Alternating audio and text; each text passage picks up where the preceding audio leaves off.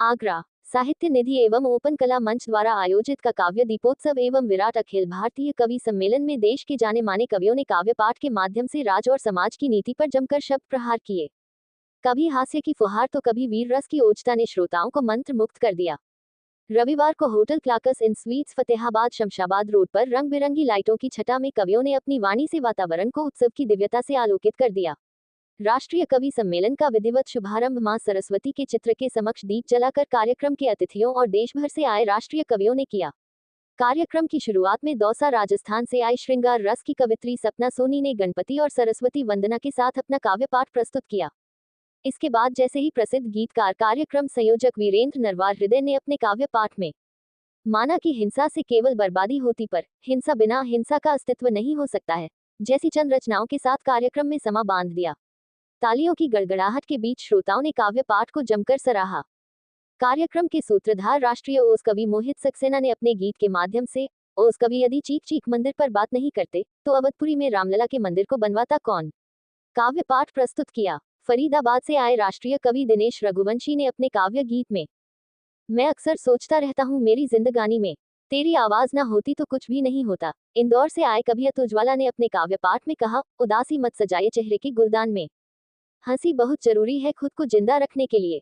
इस अवसर कार्यक्रम के अतिथि पूरन डाबर ने कहा कि यह सनातन संस्कृति को समर्पित आयोजन पिछले वर्षों से हो रहा है। इस तरह के आयोजन समाज में युवाओं को प्रेरणा के साथ सामाजिक सद्भाव और समरसता से इन्हें गाड़ दीजिए। निवेदन करना चाहता हूं, आइएगा दादा, 2 क्षण अपना स्थान लें। ऐसी ढील दी गई कि मील पर चढ़ रील बनाकर गुड फील कर रही बेटियां। निवेदन करना चाहता हूं आपसे, यह कहना चाहता हूं कि हम खुश हो जाते इतने फॉलोवर्स हो गए कि ऐसी ढील दी गई का नाम राजनीति।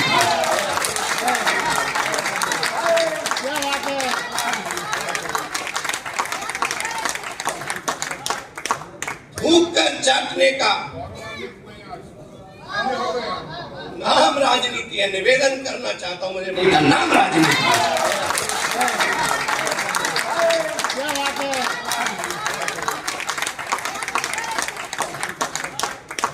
भूख कर चाटने का नाम राजनीति है। निवेदन करना चाहता हूं, से इन्हें गाड़ दीजिए। निवेदन करना चाहता हूं, आइएगा दादा, 2 क्षण अपना स्थान लें। ऐसी ढील दी गई कि मील पर चढ़ रील बनाकर गुड फील कर रही बेटियां।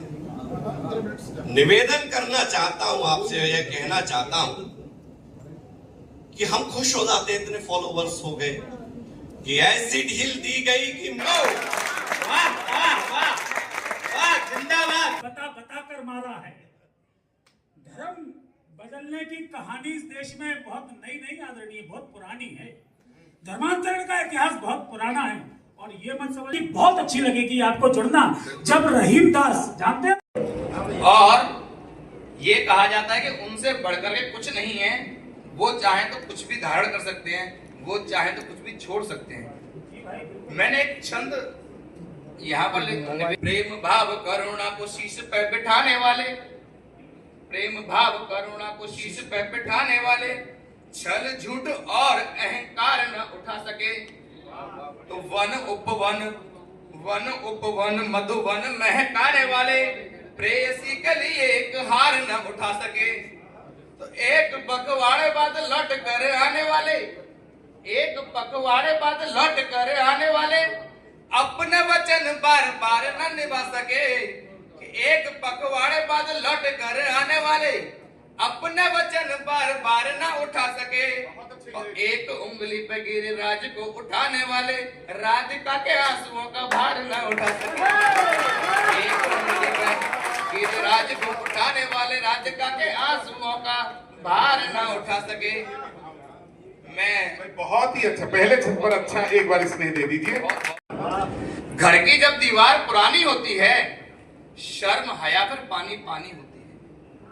घर की जब दीवार पुरानी होती है शर्म हया पर पानी पानी होती है और औलादों में हिस्सेदारी को लेकर माता पिता की खींचातानी होती है। औलादों में हिस्सेदारी को लेकर मात पिता की खींचातानी होती है। और इसी परिवेश से 4 पंक्तियां मैं और आपके समक्ष रखता हूं कि साजिश की सी बू आती है तानों में। जब दो भाई आपस में झगड़ते हैं, एक दूसरे पर आरोप प्रत्यारोप लगाते हैं कि साजिश की सी बू आती है तानों में, किसने जहर भरा है तेरे कानों में। साजिश की सी बू आती है तानों में, किसने जहर भरा है तेरे कानों में। और गैरों की बातों में घर को तोड़ेगा, गैरों की बातों में घर को तोड़ेगा, फिर घूमेगा कोर्ट कचहरी थानों में, फिर घूमेगा कोर्ट कचहरी थानों में, फिर घूमेगा कोर्ट कचहरी थानों में। और देखिए 4 पंक्तियां भाई बहुत ही अच्छे, कमाल,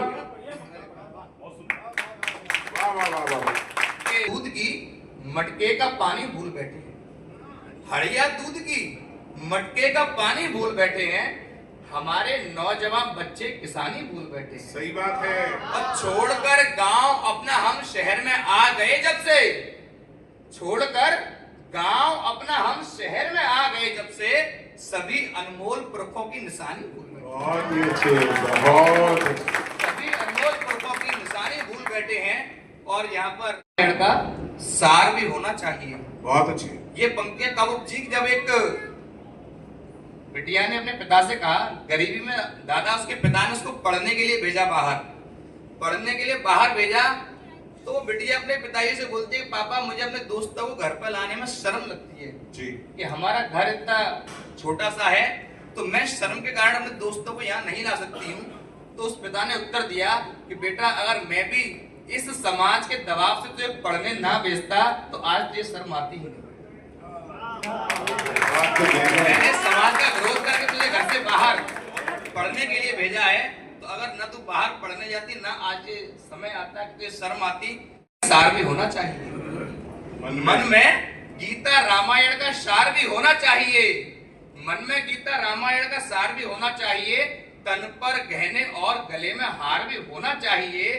अरे चूड़ी कंगन मेहंदी महावर का तुम बेशक शौक रखो, चूड़ी कंगन मेहंदी महावर का तुम बेशक शौक रखो, मगर तुम्हारे हाथों में तलवार भी होनी चाहिए। बहुत अच्छे, मगर तुम्हारे हाथों में तलवार भी होनी चाहिए। बहुत अच्छे हृदय। मगर तुम्हारे हाथों में तलवार भी होनी चाहिए। तो लोग कहते हैं कि यार तुम श्रृंगार के कभी हो, तलवार की और लड़ाई झगड़े की बात क्यों करते हो। तो 4 पंक्तियां मैं विशेष रूप से रखना चाहता हूँ। सुनील भैया बहुत आशीर्वाद देते हैं पंक्तियों पे कि हमें बेशक आचरण से बुद्ध होना चाहिए। लोग कहते हैं भाई आप बुद्ध के रास्ते पे चलिए, अहिंसा को अपनाइए, हिंसा को त्यागिए, कि हमें बेशक आचरण से बुद्ध होना चाहिए, परंतु आपदाओं में प्रबुद्ध होना चाहिए। बहुत अच्छे। हमें बेशक आचरण से बुद्ध होना चाहिए, परंतु आपदाओं में प्रबुद्ध होना चाहिए। वाह। यदि कोई भी अस्मिता उछाले मातृभूमि की, यदि कोई भी अस्मिता उछाले मातृभूमि की, तो विनय को छोड़कर बस युद्ध होना चाहिए। बहुत अच्छे। तो विनय को छोड़कर पहला फुसला करके अपने साथ बाइक पर बिठा करके ले जा रहे थे। वो वीडियो जब मैं देखी मुझे बहुत वेदना हुई भाई साहब, कि कैसे लोग जो हैं हमारी बच्चियों को गुमराह कर रहे हैं और उन्हें साथ ले जा रहे हैं प्रेम के जाल में फंसा करके। तब एक कविता ने जन्म लिया। मैं आपके सामने उस कविता को मैं पढ़ना चाहता हूं कि क्या तुम्हें मालूम है क्या हो रहा है देश में, क्या तुम्हें मालूम है क्या हो रहा है देश में, आ गए हैं भेड़िए कुछ प्रेमियों के भेष में, क्या आ गए हैं भेड़िए कुछ प्रेमियों के भेष में, हाथ की अपनी कलाई पर कलावा बांधकर, है नहीं कलावा पहनते लेकिन हाथ में अपने हाथ की अपनी कलाई पर कलावा बांधकर, भाल पर रोली नयन में लक्ष्य अपना साध कर, राह नुक्कड़ या किसी स्कूल के आगे मिलेंगे, राह नुक्कड़ या किसी स्कूल के आगे मिलेंगे, फिर शिकारी दृष्टि से वे लक्ष्य को अपने चुनेंगे और जाल को अपने बिछाकर रोज दाना डालते हैं, कोई तो चिड़िया फंसेगी, कोई तो चिड़िया फंसेगी। मान मर्यादा उसे जब सौंपती हैं, बाप के विश्वास की छाती में खंजर हो, बाप के विश्वास की छाती में खंजर भोंकती है, फिर शुरू होता है असली खेल उनकी योजना। क्या योजना थी कि फिर शुरू होता है असली खेल उनकी योजना का, स्वप्न में जो जी रहा था उस परिंदे के फना का, फिर गले के हार थे वो बन रहे फांसी के फंदे, रोज उसकी अस्मिता से खेलते हैं कुछ, रोज उसकी अस्मिता से खेलते हैं कुछ दरिंदे, कुछ दिनों तक सिलसिला ऐसे ही चलता है। भगवान से डरते नहीं, वो सगी बेटी बहन पर भी रहम करते, वो सगी बेटी बहन पर भी रहम करते नहीं, और हड्डियों को तोड़कर जब लूट लेते आन को, हड्डियों को तोड़कर जब लूट लेते आन को, काट कर रखते हैं फ्रिज में, डालते हैं स्वान को, हो अथाह सागर मगर एक छींक से पट जाएगा, देखकर हालत कर। बच्ची आजकल कहती है कि हम तो छोटे कपड़े पहनेंगे, पापा आप हमें क्यों रोक रहे हो? रखने की जगह नहीं मिलती। किसी कभी ये हीरेंद्र भाई को मुझे लेने के लिए भेजा आगरा फोर्ट स्टेशन पे। मैं जैसे ही उतरा, ये आए मोटर बाइक लेके आके फट से गिरे। मैं दौड़कर इनको उठाने के लिए गया, ये बोले रहने दे, ये तो मेरी उतरने की स्टाइल है। तो मुझे समझ में आ गया कि यहाँ की स्टाइल क्या है। और इस माइक में खड़े होकर अतुल वाला एक बात की गारंटी लेता है कि अगर भाई साहब आज इस हॉल में अगर आपको मजा नहीं आया तो अतुल वाला मूंछ कटा देगा।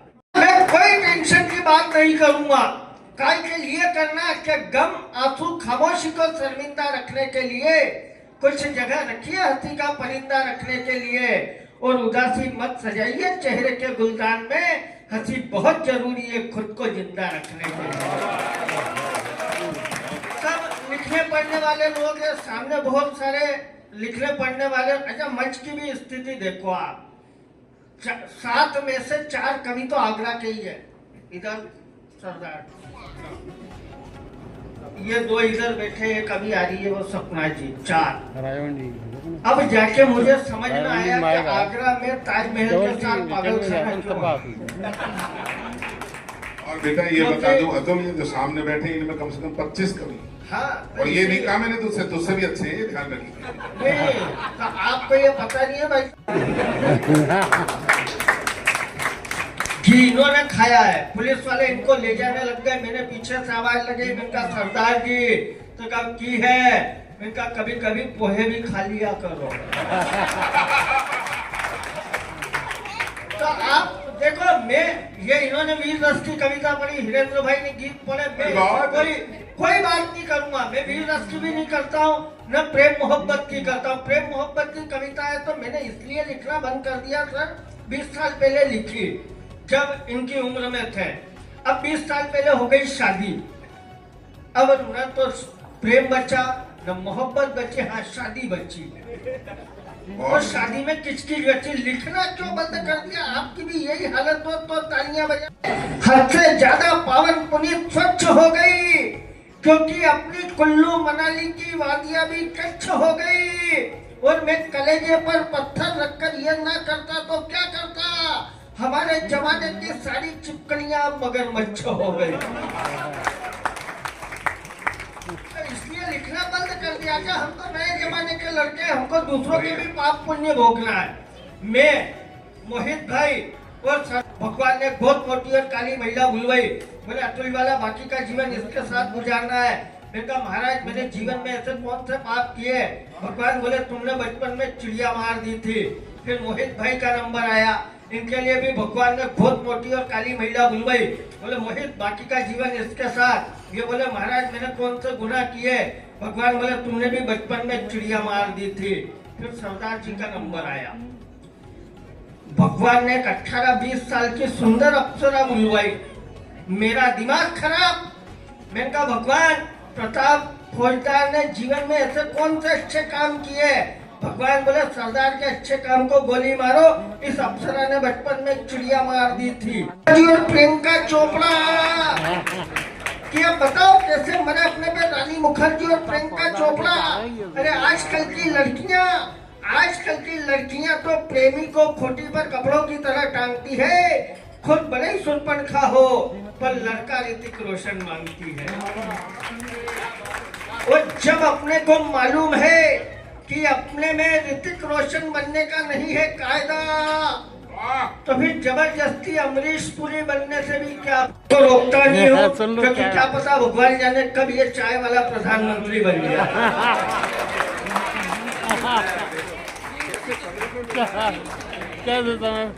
मेरी रख देना, मैं बाद में फिरूंगा। काम इन्होंने ही किया है। हाँ, नहीं चाय वाले को लेके आई है, ऐसे ही काम अभी 29 तक करते रहना। कपूर और मैं तेरा ऋतिक रोशन, तू अब मेरी दांत खाज खुली, गाय जैसी सीधी हो लुगाई, यही चाहिए सबको। है कर रो मिली, गाय जैसी सबको चाहिए, मिलती सांड जैसी है। वो कालका माता जब छाती पे पैर रखती है तो भोलेनाथ से हिलते नहीं बनता है। गाय जैसी चाहिए, किसी को नहीं मिलती है, ये खाली भ्रम है।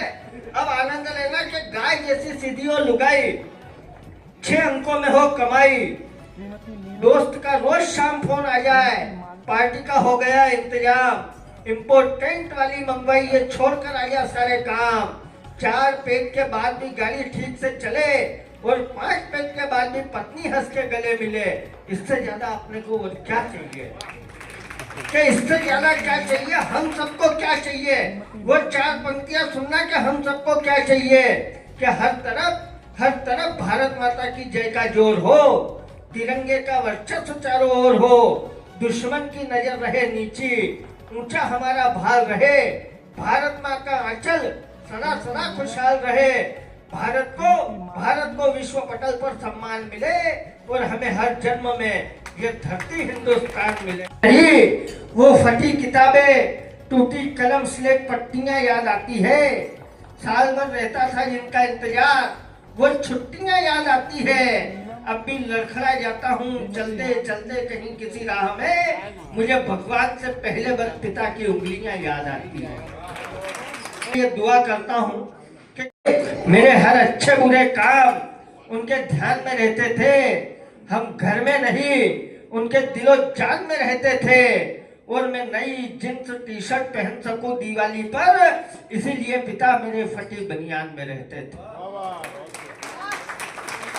मेहमानों से लाई गुल्लक यूं ही फोड़ देता था, खाते खाते थाली में कलेमा छोड़ देता था, फिर भी पिता थे जो खुशी से मुस्कुराते थे, जब घर लाते ही पल में खिलौना तोड़ देता था।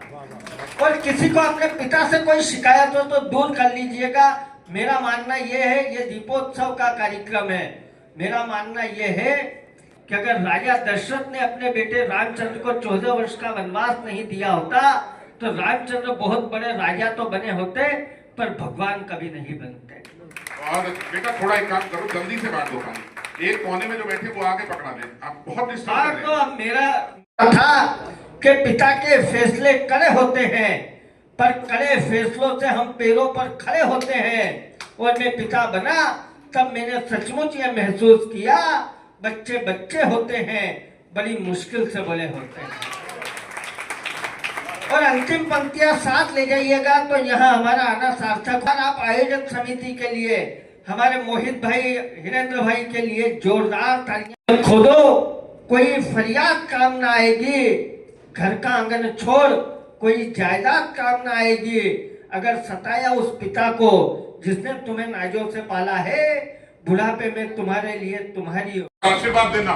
किसानों की तबाही पर मुनाफाखोर पे हैं जमा, खोरी जो करते हैं वो चारों ओर पे हैं। हुए आजाद हम जब से हमारे देश में, तब से सियासी लोग पे हैं, क्या केवल चोर पे हैं। सम्मानित करिए श्री प्रताप फौजदार। प्रताप भाई को बहुत आगे ले जाने में हमारा भी जो थोड़ा बहुत योगदान रहा है, क्योंकि उनकी मस्ती जैसा हमने बहुत ज्यादा तो नहीं लड़ने गया, लड़ नहीं रहा है, क्योंकि कोई काटे तो लड़े।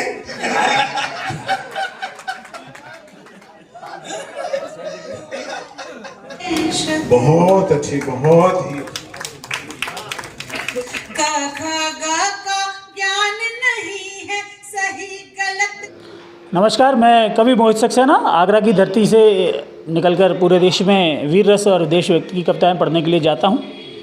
किस तरह का सम्मेलन चलता है, क्या क्या क्या यह कवि सम्मेलन साहित्य निधि एवं ओपन कला मंच साहित्य के लिए समर्पित दो संस्थाएं हैं। आगरा की साहित्य निधि मेरी संस्था है मोहित सक्सेना की, एवं ओपन कला मंच हिरेंद्र नरवार की संस्था है। हम दोनों मिलकर यह कार्यक्रम साल में एक बड़ा कार्यक्रम आगरा शहर को देते हैं, प्रीमियम कार्यक्रम देते हैं, जिसमें कि आगरा के गणमान्य नागरिकों की उपस्थिति रहती है और हम पूरे देश के ही नहीं बल्कि विश्व के जाने माने कवियों को इस कार्यक्रम में आमंत्रित करते हैं, ताकि आगरा शहर के गणमान्य नागरिकों को और काव्य रसिक श्रोताओं को अच्छी कविताएं सुनने को मिलें। यह कार्यक्रम है काव्य दीपोत्सव 2.0 इसलिए क्योंकि यह द्वितीय संस्करण है काव्य दीपोत्सव नामक हमारे कवि सम्मेलनों की श्रृंखला का। पिछले वर्ष हमने यह कार्यक्रम एक किया था जो कि अत्यंत सफल रहा था, लोकप्रिय रहा था। इसीलिए लोगों की भारी डिमांड पर, बहुत लोगों के आशीर्वाद से हमने यह कार्यक्रम काव्य दीपोत्सव 2 यहाँ पर होटल क्लैक्स इन में हम कर रहे हैं। ऐसे कार्यक्रम के क्या संदेश जाता है लोगों को? बिल्कुल, साहित्य जो है वो हमेशा ही समाज को दिशा दिखाता है।